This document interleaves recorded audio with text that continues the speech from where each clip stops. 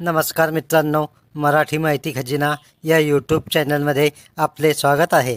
तर मित्रांनो, तुम्ही जर संजय गांधी निराधार योजना, श्रावण बाळ योजना व इतर निराधार योजनांचे लाभार्थी असाल तर हा व्हिडिओ तुमच्यासाठी फार महत्त्वाचा आहे। कारण आज राहिलेल्या सर्व लाभार्थ्यांच्या खात्यावर पैसे जमा होणार आहे। काल दिवसभर लाभार्थ्यांच्या खात्यात हे पैसे जमा होत होते। कालच्या व्हिडिओत आपण DBTद्वारे 3000 रुपये जमा होत असल्याची माहिती दिली होती आणि कोणकोणत्या जिल्ह्यात हे पैसे जमा होत आहे याची यादी दिली होती। त्यात पुढील जिल्ह्यांचा समावेश आहे: बुलढाणा, पालघर, परभणी, धाराशिव, नागपूर, मुंबई, जळगाव, धुळे, अहिल्यानगर या जिल्ह्यात व इतर जिल्ह्यात हे पैसे जमा होणे सुरू आहे। आणि आता इतर जिल्ह्यात हे पैसे कधी जमा होणार आहे हे आपण आता पाहणार आहोत। काल ज्या लाभार्थ्यांच्या खात्यात पैसे जमा झाले असतील त्यांनी कॉमेंट करून अवश्य कळवा, कारण त्यामुळे इतर लाभार्थ्यांनाही माहिती मिळेल। काल राज्यातील अनेक जिल्ह्यात हे पैसे जमा झाले आहे। आज 31 मार्च आहे, वर्ष अखेरचा शेवटचा दिवस आहे। आता आज ज्या लाभार्थ्यांच्या खात्यात हे पैसे जमा झाले नव्हते अशा सर्व लाभार्थ्यांच्या खात्यावर आज हे पैसे जमा होणार आहे। साधारणतः आज रात्रीपर्यंत हे पैसे तुमच्या खात्यावर जमा होत राहतील। ज्या लाभार्थ्यांना ऑक्टोंबरपासून पैसे मिळाले नाही त्या लाभार्थ्यांना आता ऑक्टोंबरपासून तर मार्चपर्यंतचे संपूर्ण 6 महिन्यांचे पैसे एकाच वेळी जमा होणार आहे।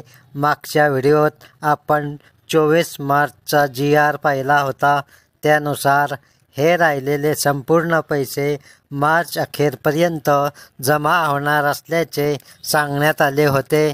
आणि ज्या लाभार्थ्यांचे खाते DBT पूर्ण होते त्या लाभार्थ्यांच्या खात्यात डिसेंबर, जानेवारी, फेब्रुवारी या 3 महिन्यांचे पैसे जमा झालेले आहे आणि होत आहे।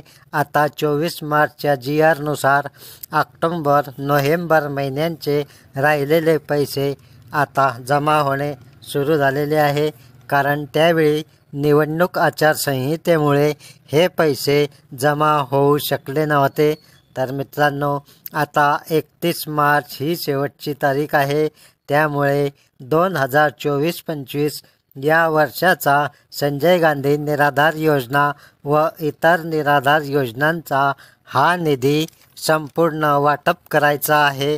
कारण हा पैसा जर खर्च होऊ शकला नाही, म्हणजेच हा पैसा वाटप होऊ शकला नाही, तर तो राहिलेला पैसा केंद्र सरकारला परत पाठवावा लागेल। त्यासाठी सरकार सर्वतोपरी प्रयत्न करत आहे।